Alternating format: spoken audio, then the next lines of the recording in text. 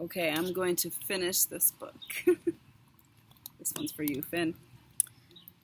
So we were here, and this part of the book when the country bunny, the mother bunny, explains to the wise, kind grandfather bunny how her children can take better care of their home than she can.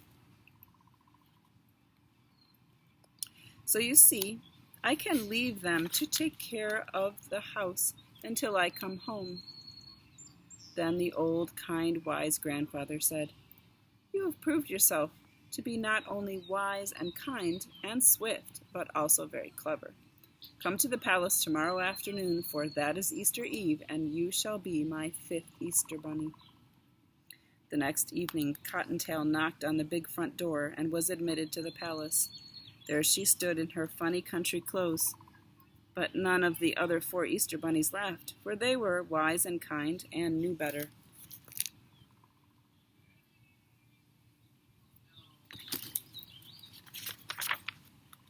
They showed her all over the palace, from room to room, all piled high with eggs of gold and silver, and eggs that glittered like snow. Chocolate eggs, marshmallow eggs, eggs for rich children and eggs for poor children, for children who were sick and children who were well all over the world.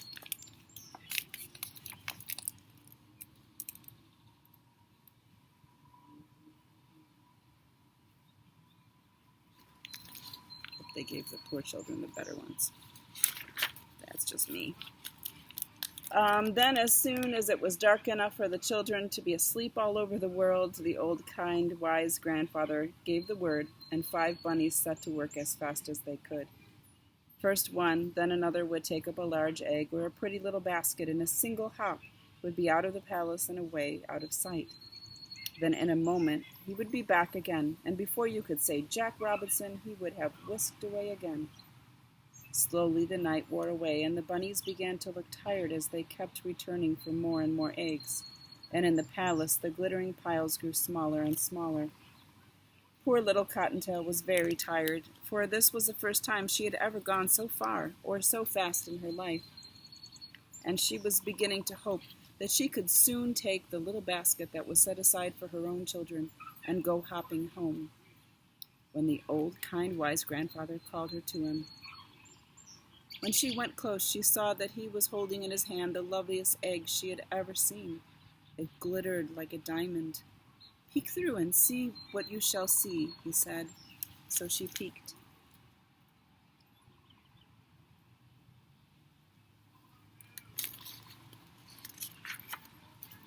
Through the little hole in one end, she saw a beautiful scene with a sleigh and a lake with people skating on the ice.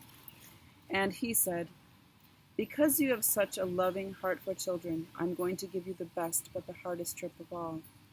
Far over 2 rivers and 3 mountains there is a great mountain peak, and in a little cottage on that peak there is a boy who has been ill for a whole year, and who has been so brave that never once has he cried or complained. The mountain is so high that there is ice on the top, and it will be hard to climb, but if you get there, you will give more happiness than any other Easter bunny." Cottontail picked up the egg very gently and went hopping away on her journey. She crossed the first river, and then the second. She went over the first mountain, and then another mountain, and yet another, until she had at last reached the highest mountain of all. My book is coming apart a little.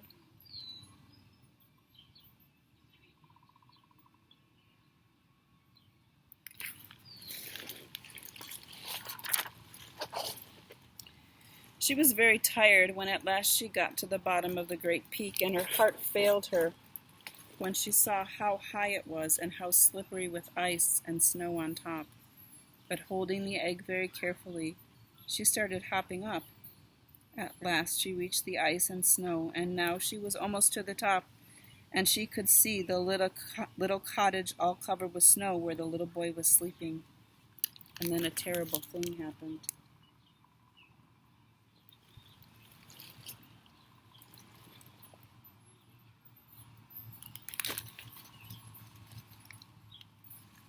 Her foot slipped, and down she came.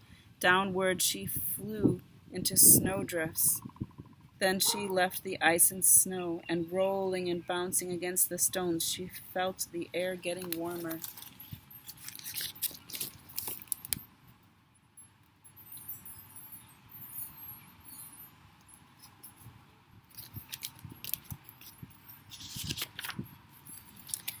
Down, down she went, and she crashed through a thicket of budding laurel, rolled across a pasture, and finally struck against the trunk of a great apple tree that was just getting ready to bloom for Easter. And there she lay, with the egg still safely clutched in her paw, but with a great pain in her leg. I had one too, and that's what was underneath it. It's a great pain in my leg. She tried to rise again, because she saw a lovely pink light in the sky, and she knew that in a few minutes more it would be day, and the little boy would be sad if she did not get his egg to him. But the pain was so bad she fell down. Then she felt something touch her shoulder, and she looked up, and there right before her, way off,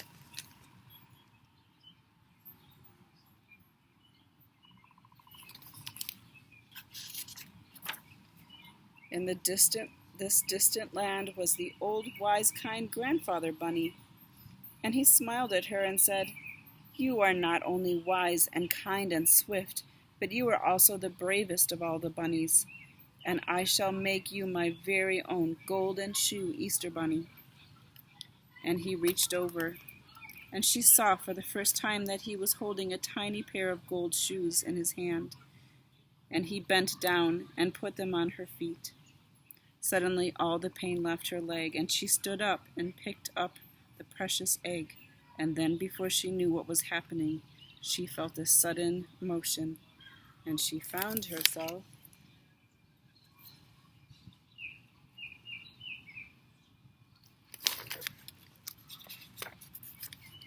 flying high in the air. Over the pasture she flew, over the laurel, over the stones, until at last, when she landed, she looked back and she saw that one single jump had carried her halfway up the mountain. Then she jumped once again, and there she was at the cottage door.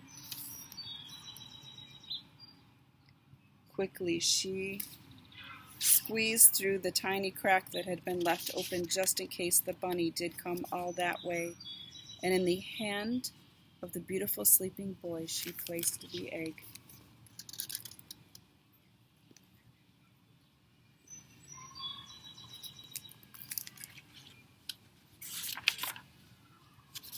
Then, just as Easter morning sun rose over the edge of the world, she jumped quickly back to the palace, where she found her little basket for her own little bunnies, and went hopping back home to give them a happy Easter. Mother Cottontail found that the garden was tended, and sure enough, just as she had said, everything was in order. The floors were swept, and there were 2 lovely new pictures painted and hanging on the wall. The dishes were washed and shown in the cupboard. The clothes were washed and mended and nicely hung away. And her 21 children were all sound asleep in their little beds, and the little house of Mother Cottontail can always be told now from the house of all other bunnies, because in a special place on the wall, on a very special hook, hangs a pair of very tiny little golden shoes.